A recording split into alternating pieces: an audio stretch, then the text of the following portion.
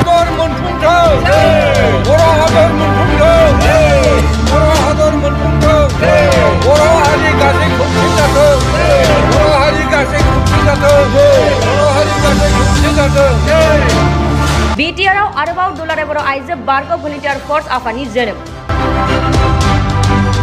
बिटिआरआव फिन आरोबाव जोनोम मोनदों दुलाराय बर' आइजो बारग' भलन्टियार फर्स आफाद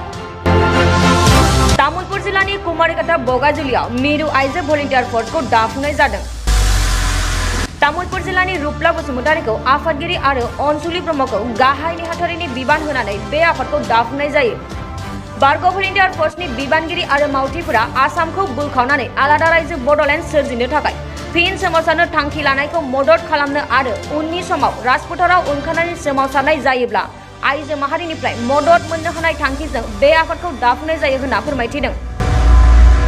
बे आफादखौ दाफुंखांनायनि उनाव गोदानै बिबान मोननाय आफादगिरि रुपला बसुमतारीया फैबाय थानाय समाव बर' माहारिखौ रैखाथि होनाय आरो गेरेमसा हारि दानाय थांखिजों आलादा रायजो बड'लेण्ड सोमावसारनायाव बाहागो लानो आइजो माहारिखौ खावलायदों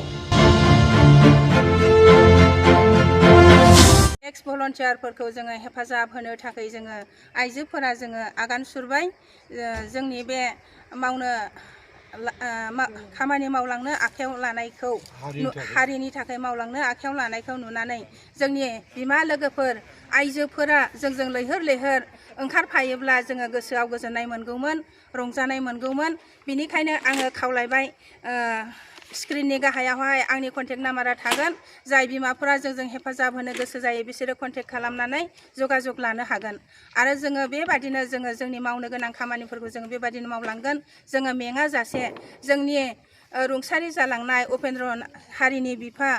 उपेन्द्रनाथ ब्रह्म बिथांनि आद्रा थालांनाय खामानिखौ जोङो जाफुंसार होनो थाखाय जोङो एक्स भलन्टियार फर्सफोरजों जोङो मावफुंनो थाखाय जोङो आखाइ हमनानै मावफुंनो जोङो आगान सुरबाय आरो जोङो दिनैहाय थिरांथा लाबाय जोङो बे खामानिखौ मावफुंनानैसो जोङो जिरायगोन होननानै बेनो आंनि बुंनाया